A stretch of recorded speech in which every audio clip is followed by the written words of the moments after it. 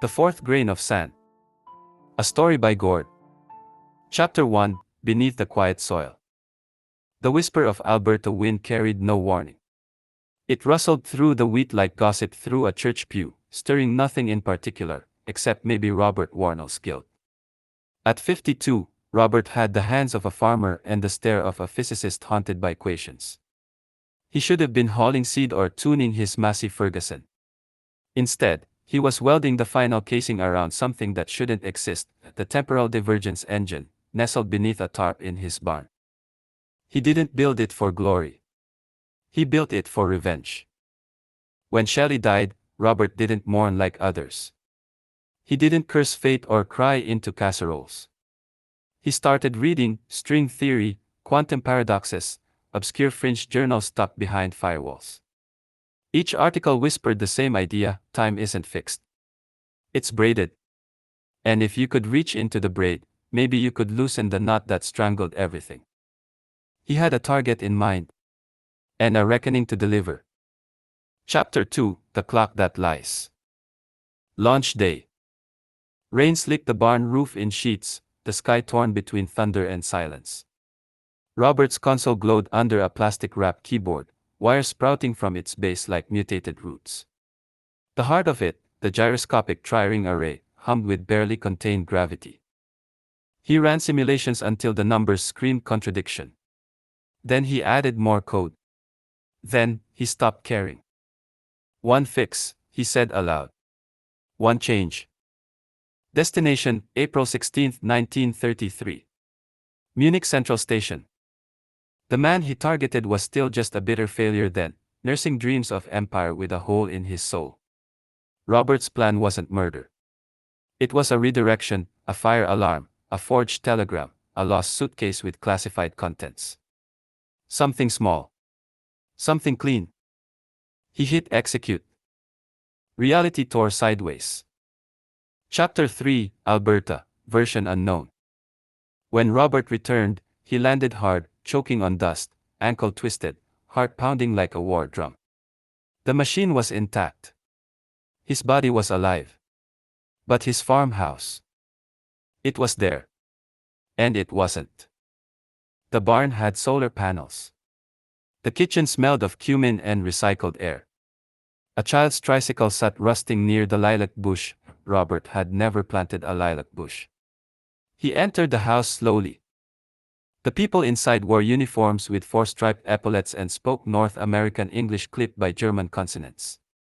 One saluted him. Sector 14A is cleared, Citizen Warnell. The synchronization team will arrive by dusk. Robert didn't reply. He walked to the machine, shaking, and checked its logs. 6 divergences. 1 corrupted thread. He had stopped a tyrant. But he hadn't saved the world. He had cracked it, like an egg over concrete. Chapter 4, Collisions. Over the next 3 jumps, Robert played roulette with history. In 1963, he spilled coffee onto a sniper scope in Dallas. In 1879, he replaced a water canteen with one tainted by trace elements, delaying an expedition that would lead to the first transcontinental rail nexus. In 2025, his own time, he sent himself an anonymous letter warning, "Do not trust the woman in red." Each jump tore him further from home. The Alberta he knew was always almost right, same sunrise, same wheat, different moon. Once, he returned to find the national anthem began with "Hail the Prairie Star." Another time, human cloning had become mandatory for anyone over 40. Robert kept traveling. Not to fix, but to escape. The threads he'd pulled had become tentacles, and time had stopped behaving like a river. It twisted now, coiled around him like a serpent. He had become a disruption, not a hero, not a villain. Just an anomaly. And anomalies get erased. Chapter 5, The Remembering Man. Robert Warnell was haunted, not by ghosts, but by echoes of existence. And not just one. Every time he stepped through the mouth of time, reality rethreaded itself with different fibers: a child missing from a photograph that used to hold 3 faces, a newspaper headline that quoted a prime minister who had never before existed. People looked him in the eye with history he didn't recognize and expectation he couldn't fulfill. But he remembered all of it. The tricycle by the lilac bush. The way Shelley used to hum at 4:13 a.m. while warming her hands by the kettle. The particular creak in the stairs before the war that never happened. And so he began to write. The Multiverse Codex.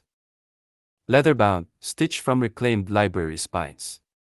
Inside, columns and diagrams, loops within loops, marginalia tracing identity anomalies and architectural decay in localized strands. Each entry held trip number, origin coordinates, target coordinates, observed changes, ethical consequence, emotional residue. He called it the Codex, but in quieter moments, he named it the graveyard. Each page was a confession to a reality he had displaced. The compass theory. Robert came to believe something radical, that the multiverse wasn't infinite chaos, it was decision-shaped. Every strand, as he named them, operated like a vein of causality, pumping consequence into the organs of experience. And every time he leapt, he wasn't jumping across time. He was stepping across decisions. Time wasn't linear. It was a field of moral gravity. You didn't just move through it, you pulled it. So Robert built a compass, not magnetic, but mnemonic. Made from old watch gears and quartz from a thread where Shelley survived. It didn't point north. It pointed to what had been earned. It vibrated faintly when aligned with a decision that reduced harm more than it introduced distortion. He called this resonance clean pulse. He chased it like salvation. The problem of memory. But remembering fractured him. Imagine knowing your daughter's name in 6 timelines, but none of them existed anymore. Imagine grieving for a child who, in this world, had never breathed air. Whose toys you never bought. Who never called you Dad or Robert or even, hey, you with the sad eyes. Imagine walking into a room that used to be a kitchen and now served as a policy briefing center for the Unified Agrarian Collective. Robert remembered every breakfast. Every joke. Every grief. And so he had 2 choices, erase himself, or map the impossible. He chose the second. The map of decisions. He called it the decision lattice. It looked like madness, 1,000 nodes scrawled across 9 reams of printer paper taped to his basement wall. Each node represented a fixed historical fork, a broken window, a missed bus, a denied visa. He traced them meticulously. Connected them with red thread. Added white markers for beneficial threads, and black pins for irrecoverable paradox. And somewhere out there, marked with a gold star made from Shelley's old necklace, was a thread labeled optimal. He didn't know where it was. But he believed, with the exhausted faith of a man crawling through fire, that it still existed. That somewhere, his old Alberta waited. Whole.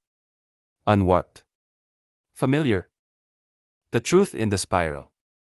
One day, while studying strand number 219, the nowhere timeline, Robert noticed a spiral pattern in the way decisions clustered.